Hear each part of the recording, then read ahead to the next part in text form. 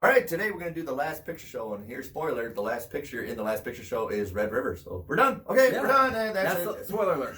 Rosebud for you, baby. Not only that, I even have something good for you, Nick. What? I've got my dad joke of the week. Uh-oh. What is it? All right. Oh. So, considering that this film had a sequel, Mhm. they probably should have called it The Second to Last Picture Show. Okay. All right, now it's time to start the show.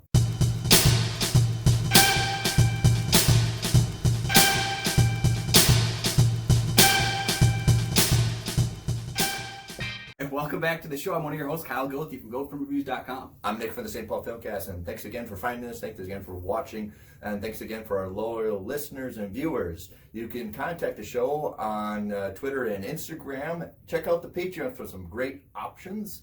You can get to tell us what to do. Today we're going to talk about a classic from 1971. It's actually, 50 years old? Oh, God. My gosh, yeah. So we're going to talk about The Last Picture Show, which actually takes place in 1951. So it takes place, 70 years ago? 70 years and ago. it being November now, we'll get a chance to start with the movie. Right, yeah. So, perfect. All right. So what is The Last Picture Show? So the year is 1951. The town is Anarene, Texas. Sam the Lion owns the cafe, pool hall, and the movie theater, but he seems to be the only resident content with his life. Anarene is a town slowly slipping out of existence, a town with no reason to go on living, full of people who pine for something more. It took me a long time to actually authentically enjoy this movie. I think I saw this too young. I think I saw this as a teenager. I just didn't get it. I understand the teenage point of views of wanting to get out, but I understand more of the, I'm a 44-year-old man, I understand the adults in this movie more or less.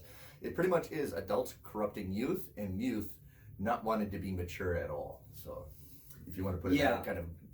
There's a level of the adults thinking they're doing right by their kids, when they're actually, their meddlesomeness, their way of like interacting in their kids' lives, and just the youth in general in the town is kind of having an adverse effect. Yes. You know, and it's a generational thing, in fact. And I initially, I started this movie seeing the kids' point of view, but I think what's so great about The Last Picture Show is that director Peter Bogdanovich, he created a world that exists within itself. It's almost like a snow globe world. It is. Where every single character, it seems, has a full character through line.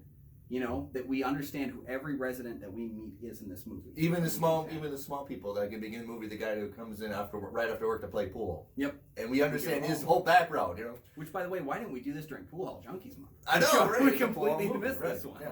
So this is actually, I wouldn't say this is the start of the New Hollywood. New Hollywood, with the new guys coming in, taking over, it started with like Bonnie and Clyde and The Graduate. Mm-hmm. This is the movie that actually more validated the New Hollywood emerging. And well, of course, New Hollywood thinks we're going to do new content, new stuff, but actually it's old stories coming back to new.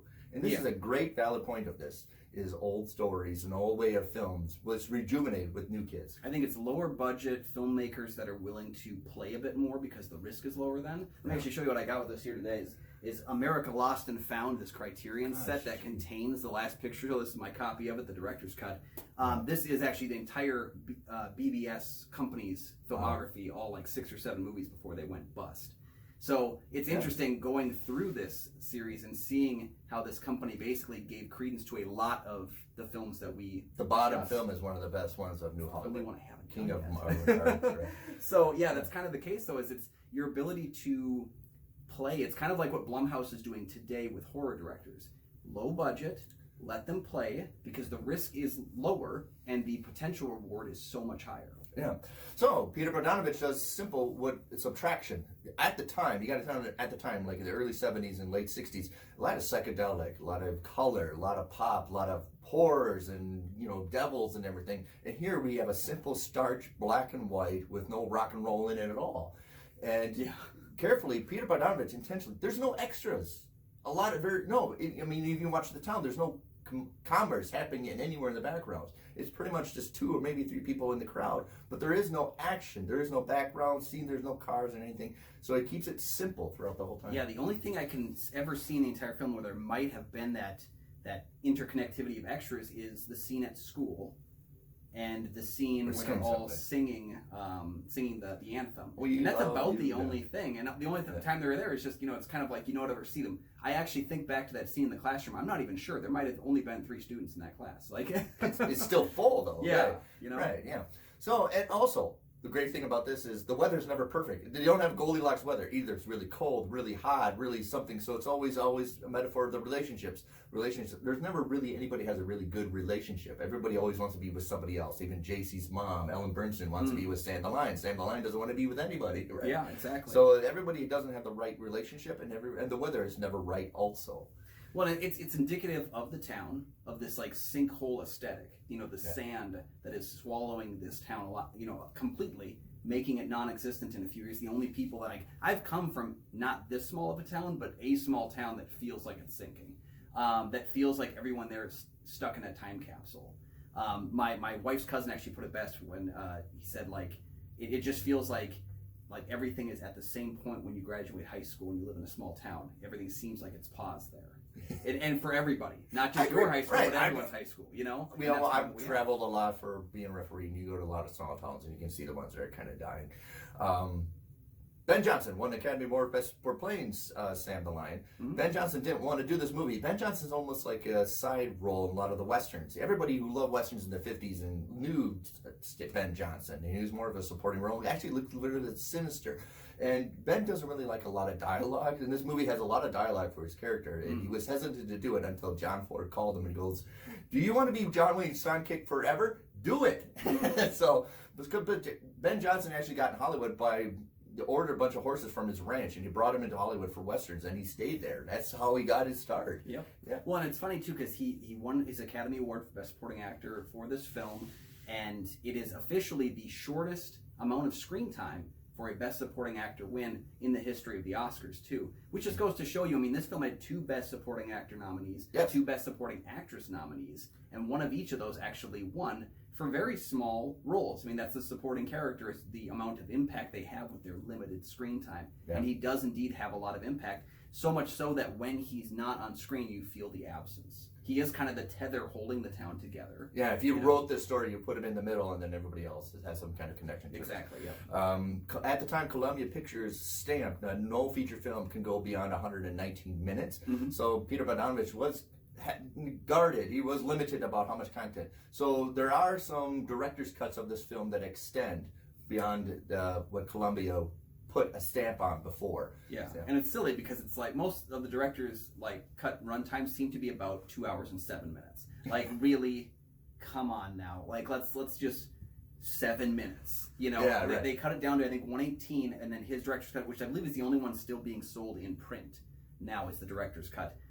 He just kind of expanded a few scenes, allowed for a few things. I think some versions of the theatrical cut too lose some of the nude scenes in the film because they were playing at drive-in theaters, and certain parts of the country did not allow that. Right, the pool scene, there's a little more extensive. Yeah.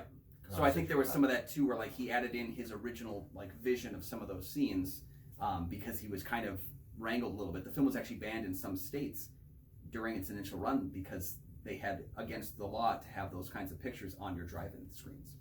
For me, this is always a multiple viewing because I think even if you watch it one time, it's hard to grasp what is going on because there's not a lot of exposition dialogue. Dialogue is very natural for the characters. There's not a lot of, oh, today we're doing this today. Oh, John, you silly. So there's not a lot of exposition. You almost have to watch this more than twice to understand the validity of this. This is my first watching, sir. No. Well, you're an expert reviewer. You understand. No, I agree with you, though. I think the more you watch it, the more crystal clear it gets. I didn't know anything about this movie when I watched it. It's one of those things I like to go into certain movies. Yeah, you like to go completely blind. Which sometimes you need to have that extra emphasis on what the movie is about. This one, I don't think you need to have it, but you need to accept that the first time you watch this film, it's kind of a slice of life. It's a lot of slices of life. It's a whole pie of life. And as you go on throughout the film, I noticed that the film's lead character is not Timothy Bottom Sonny. It's the town.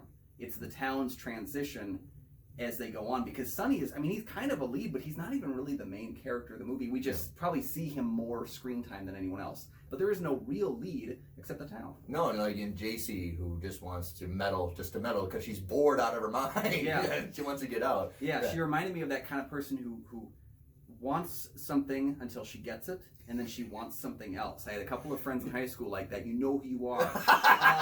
But where it's I want what I want, and then when I get it, it's well, I want something different. And it's not even that she's looking for what's missing so much. she's just looking for something to look for and something to kind of pine. And again, if her parents were maybe more approving of her relationship with Dwayne, it might have kind of moved on to something different, you know. But their inability to believe in him as a failure causes kind of his failure and hers at the same time. I think, Sibling Separate really killed it out. I think this is her first movie. This is her film debut, yep. Yeah, and she really killed it. I mean, I had an argument on Twitter of who looked the best ever on film, and I said, well, it's Cary Grant, North by Northwest, and she goes, incorrect. It was Sibling Separate in the last picture show. Looked the best anybody has ever looked in film, and I was like, okay, I'll go with that. That's fair. I couldn't tell, and I know it's only like 4 or 5 years between this and Taxi Driver, but without having looked up the year, I couldn't tell which film came first. So at least we know she didn't age in those 5 years, because she looked about the same in both films. One of the marquee things about this movie is cinematography is excellent, and Roger Certes was cinematographer of this. He, I think, got nominated. He didn't win. He won 3 times. One for the Bad and the Beautiful, King Solomon Mines, which and Ben-Hur. But I really think if he should have won for like The Graduate, The Sting, and if you really want to look how cool he is and how really awesome it is, Raintree County is an awful movie, but it's beautiful to look at. It is a horrible movie, but he does such an excellent job. It's actually wonderful to watch because it's so beautiful to look at, but it's a bad movie. See, we get that more nowadays. We get really beautiful, like, you know, not great films that kind of permeate.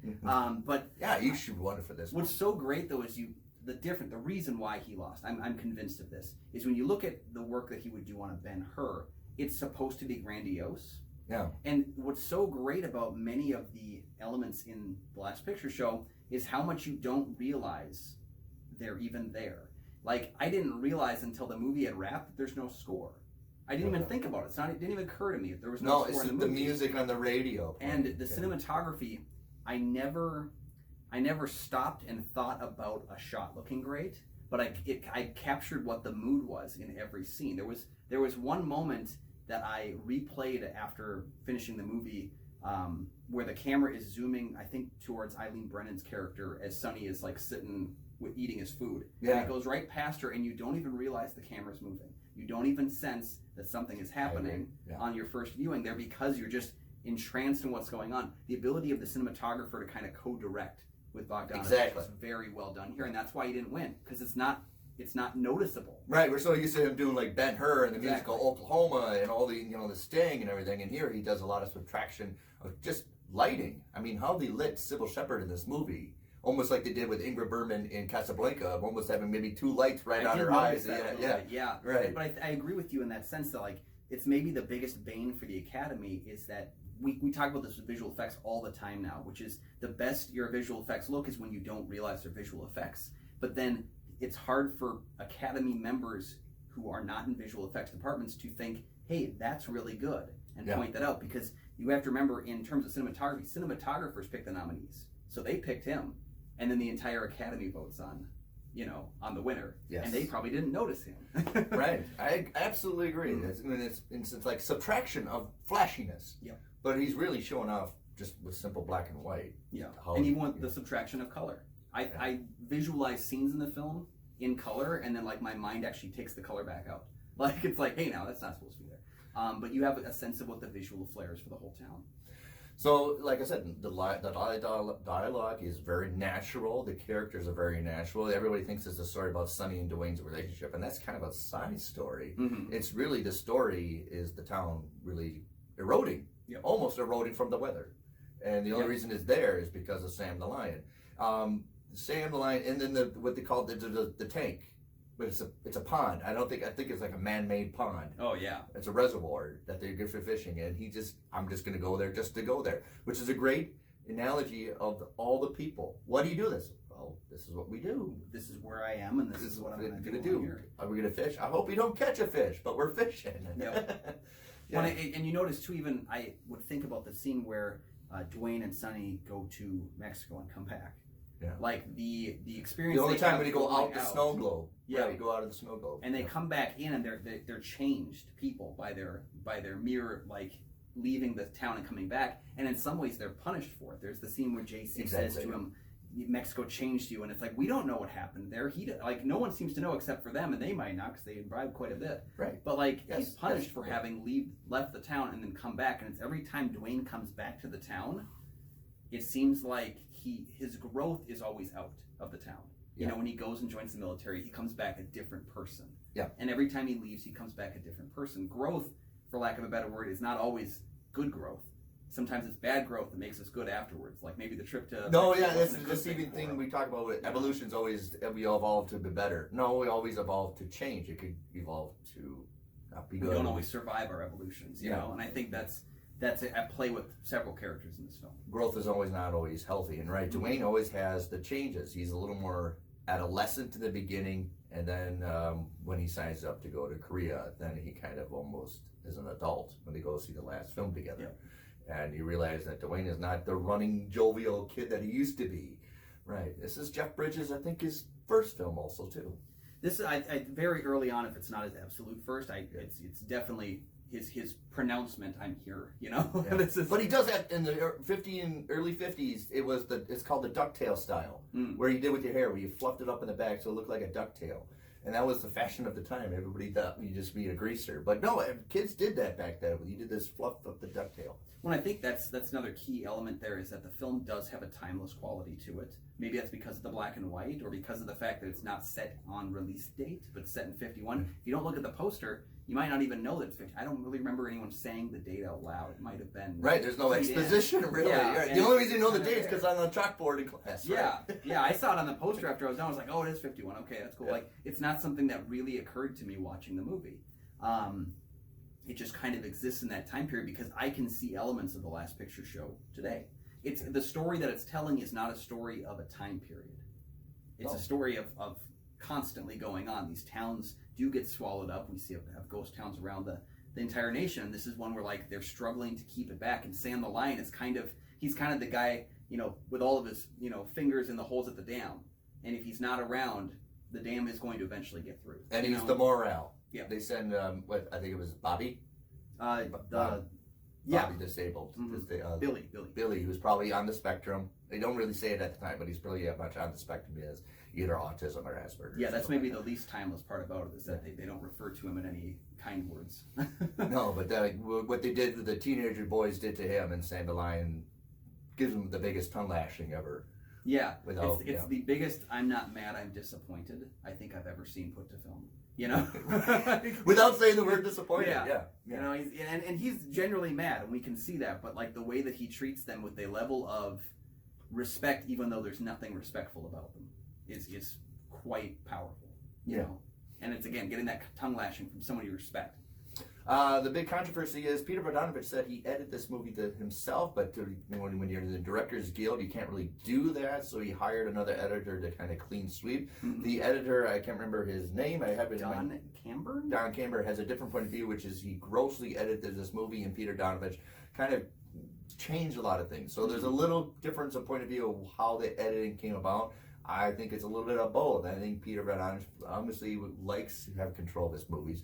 Probably did a lot of the editing himself and realized that he's going to get in trouble and hire somebody to come in and just monitor and view. And of course, you can't really say that when you're the editor and say, no, I did a lot of stuff. So there's a lot of, we don't really know what happened with the editing of this movie. It's kind of like that directing on Poltergeist thing where everyone says it's Spielberg. And I maintain there's a lot of Hooperisms in that movie. But there is. You know, like that's kind of that conflict of, you know, I guess at the end of the day, and I go back to this all the time, the director needs to be involved in those elements, because if this movie sucks, let's imagine a world where the Last Picture Show comes out, it's terrible. It could have. Everyone says, whose fault is it? It's not Don Cameron's fault. It's Peter Bogdanovich's fault. Mm-hmm. He's the buck stops here. He is the president of the film picture in a lot of ways. Even though he might be controlled by studio heads or producers or people that stepped in, he is the one to blame. And in fact, he almost got fired for the film when he did not do a master shot in the fight between Dwayne and Sonny. There's no master shot in that scene. There's just the bits and pieces that are kind of working in. The producers defended him when other studio heads wanted to get rid of him. He was threatened with being terminated at that point for one master shot miss that he should take the blame for, because the buck does stop with him, you know? Excuse me. Alexander Payne did the movie Nebraska, and that's in black and white too, and about a man going to a small town. if you notice at the end of the movie Nebraska, he uses a lot of what is the beginning of the movie, The Last Picture Show, of Sonny driving into town. There's a lot of cut to the buildings, cut to Sonny struggling driving, cut to the buildings. And Alexander Payne used a lot of that of Bruce Dern driving that car to Nebraska. So it's a good analogy to look. And Nebraska is actually a pretty good film too. It's a lot of it uses a lot of techniques from The Last Picture Show in that movie. It's not something I even thought about because I just watched this film for the first time, but now I probably will have to go back and revisit Nebraska. Because that movie just again, that's another movie where when you're in an area like I'm in, you know that town. I know the town from Last Picture Show. I know the town from Nebraska. Like you have a sense of a lived-in quality. Yeah. And I do think it would translate to people that even haven't lived in those kinds of towns or haven't seen that kind of interaction. You do get a sense that this is a real place. I just love the old picture. I used to ref football. I used to play football, but all the adults around. You ever heard of tackling? To the kids just out of nowhere. See, I thought the first time it's mentioned, I was like, did they invent tackling in 1951? And then it comes up again, and I'm like, okay. You had a horrible game where you're just right. Yeah. Where's your school spirit? You ever heard of defense? Or yeah. But there's a sly little slivet of Sonny because Sonny's just he's Charlene. That kind of fell apart because he really had not much of a relationship other than just making out. Yeah. But when he's in school and he looks and there's two dogs, that's really the only time I laugh out loud. He's like, I just can't get away from them on my brain the entire time. Yeah. Right. Yeah. One other thing I want to bring up before we end the episode too is Cloris Leachman in this film. I see your Graduate, and I raise you Ruth Popper, because I think like what comes at play with her character is like again she's not doing the right thing. No. And neither is Sonny in that situation. But she's doing a thing that you understand her character and why she's doing it, even if it's not a good thing. And I think that's what you have to be able to do is, even though you don't like the wrong things that people do in life, sometimes you have to try and understand why that's happening, in order to reach out of it. And Cloris Leachman, very deserving of this Oscar win that she got for this film. She was the other half of the Ben Johnson Oscar win. Yeah. I was really impressed with her performance. And again, I think they give her kind of that Casablanca treatment too in a few scenes. There's a couple like, real kind of like brighter lighting to expose kind of her eyes and kind of the presence that she has, very angelic. And it's kind of funny because there are several times in the movie that they refer to her as not good looking. Like Cloris Leachman she was a model, I believe, before she was an actress. She was a model, but she always, I'm not ugly, I'm Iowa pretty. Yeah. But what I really respect about it is like she's known in so many circles, having just recently passed, she's known for playing heavily made up characters or kind of for her older crotchety like presence on screen. We forget that she was young at the time, and the fact that they refer to her as old in this movie, it was kind of like hilarious, wait, right? It was actually 1971. Yeah. So I give it a hit. We're in 2021. This movie is 50 years old. When it was made, it was talking about the year 51, so that's 20 years. Ben Johnson's Chamberlain's speech in the movie was talking about hanging out a woman 20 years ago, and that was 1931. So I just want to get the math out there right. The last person I want to mention is Eileen Brennan. This is one of her first movies. She was a stage actress. And Peter Bogdanovich is like, who can we hire to get a crusty waitress? And she fits this perfectly. She's so crusty without even trying. She's another element where I wasn't sure what her actual age as a character was, and she's kind of a little bit washed out with the black and white, and I couldn't tell what age she was. Yeah. Because I know how old she is in Clue, like 15 years later, but I was like, she doesn't look that. Like she doesn't look like she's old enough to be 15 years away from Clue. So I was kind of lost in that too. But I again brought over. She plays what could be a very stock character in a crotchety waitress in a small town. Yeah, spitting out advice. Piss and vinegar. But like, she's, but she again she's got a couple of scenes that really get to give her character some dimension. And that is maybe the biggest win of this film, is that every character has dimension. There is a singular like character movement that each character gets. Not a large one, but they're there. Especially the female characters. Female cast is outstanding in this movie, all of them. Yeah. So, have you seen The Last Picture Show? Yeah, let us know in the comments section down below. Also, while you're down there, as Nick pointed out, you can check out the Patreon, like, subscribe, share this video with your friends. We say it a lot, but we mean it does actually help the show. It helps us, and hey, it helps you because the more that we get, the more that we give back. Other ways that you can give back is, like we said, check out that Patreon. If you want us to talk about the sequel to this film, Texas Phil, that's a great way to get your voice heard. Go ahead, join the Patreon for $5 a month, and then you can request something like Texas Phil or another Bogdanovich film, and we'll cover that on the show. He's done plenty, yeah. He's done quite a few. He was even, hey, fun fact, he was in It Chapter 2. So there you go. But also, yeah, get that chance to do that. Join the Patreon for as low as $5 a month to suggest those films. There are tiers starting for as low as $1 a month as well. And then you can get some of the secret stuff that we have going on over there, like Picks with Kyle and Nick, our monthly show where we give you some recommendations from the world of our favorite films. Yeah. So once again, I'm Nick from the St. Paul Filmcast podcast, anywhere you can find podcasts. And I'm Kyle Goethe from GoFilmReviews.com, and we'll see you at the next picture.